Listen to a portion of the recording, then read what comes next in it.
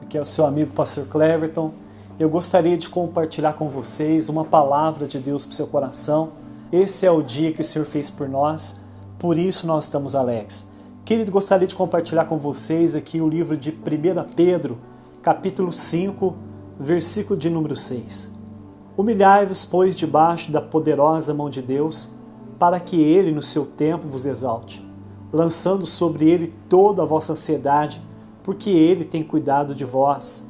Sede sóbrio, vigiai, porque o diabo, vosso adversário, anda ao derredor, bramando como um leão, buscando a quem possa tragar.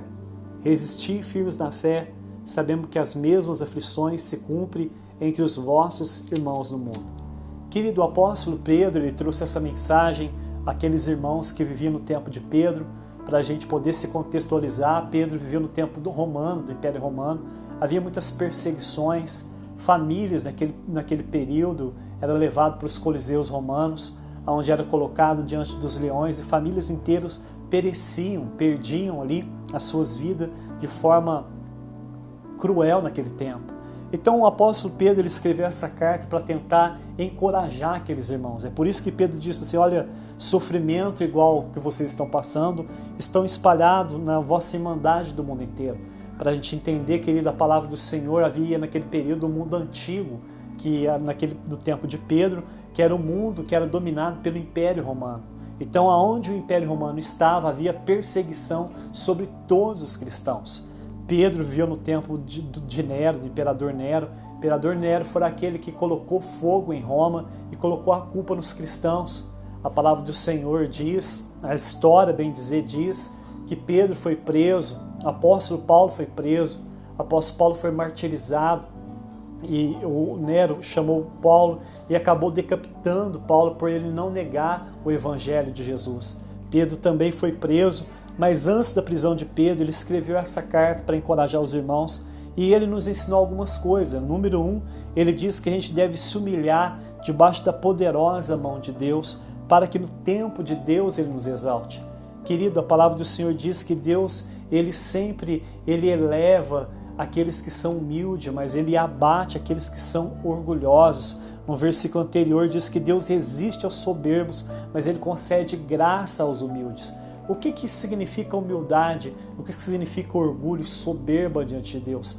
Querido, orgulho significa aquele homem que confia em si mesmo. Orgulhoso é aquela pessoa que é autoconfiante, aquela pessoa que confia na sua própria capacidade, que tem a pessoa que é intelectual. É a pessoa humilde, querido, é aquela pessoa que ela confia em Deus, aquela pessoa que confia na capacidade de Deus, aquela pessoa que sabe que ela vive pela graça, que ela é dependente, que ela é totalmente dependente do Senhor.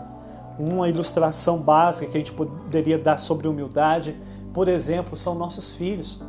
Eu tenho 2 filhos, eu tenho a Isabela, eu tenho o Gabriel, e aí o Gabriel, ele é o mais novo, hoje ele tem 12 anos de idade, mas o Gabriel sempre foi dependente de seus pais. Então o Gabriel sempre dependeu para poder vestir, para poder comer. Assim também, querido, Deus gostaria que eu e você fôssemos humildes e aprendêssemos a depender do cuidado de Deus. Quando nós nos humilhamos diante de Deus, aqui Pedro diz que o Senhor vai nos exaltar no tempo dele. A segunda lição, querido, que nós aprendemos aqui, que é o tempo é de Deus. O tempo de Deus é diferente do tempo do homem. O tempo de Deus é Kairos. E o tempo de Deus, Deus vive na eternidade.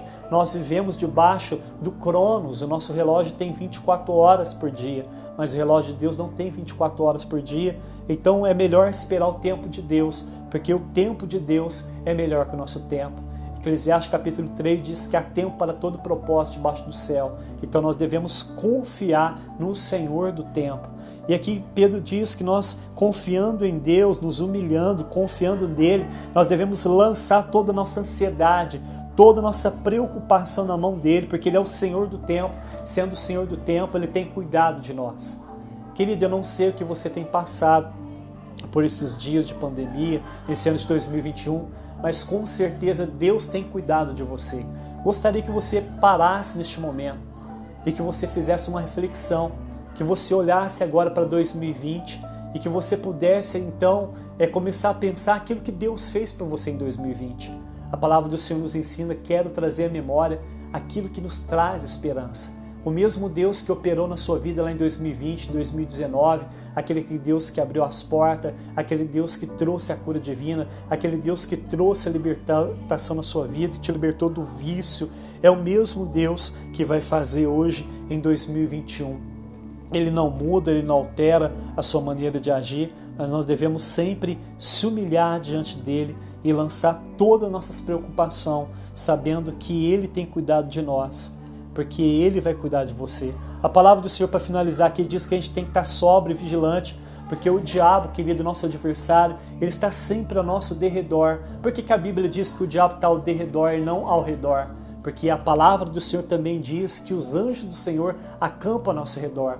Então, como os anjos estão nos protegendo, em volta de nós está o diabo, tentando armar suas armadilhas, como diz em Efésios capítulo 6, que Satanás está sempre armando armadilhas para poder pegar o cristão. E a maior armadilha que o diabo quer destruir, diz aqui no texto, que o diabo está tentando, bramando como leão, procurando devorar, destruir o quê? Destruir a sua fé, querido, a sua confiança em Deus. Porque se o diabo destruir a sua confiança em Deus, a sua fé, então você vai ser uma presa fácil na mão do inimigo. É isso que o inimigo tem tentado fazer com muitos cristãos. É isso que estava acontecendo no tempo de Pedro, por causa da perseguição. As pessoas paravam de olhar para Cristo. Elas começavam a olhar para o Império Romano, começavam a olhar para Nero, começavam a olhar para os irmãos que tinham sido martirizados. E por causa disso, a fé deles desfalecia. Pedro teve uma experiência com Jesus. E quando Jesus estava andando em cima das águas num dia de tempestade, enquanto Pedro olhava para Jesus, Pedro caminhava sobre as águas. Mas a palavra do Senhor diz que de repente Pedro olhou e começou a olhar a tempestade em sua volta e logo ele começou a afundar. Mas quando Pedro estava logo quase morrendo, Pedro clamou a Jesus, falou: Senhor, tem misericórdia de mim. Jesus prontamente estendeu a mão, pegou na mão de Pedro e colocou Pedro de pé de novo. Querido, nosso Deus, Jesus, Ele é um Deus de misericórdia e de compaixão.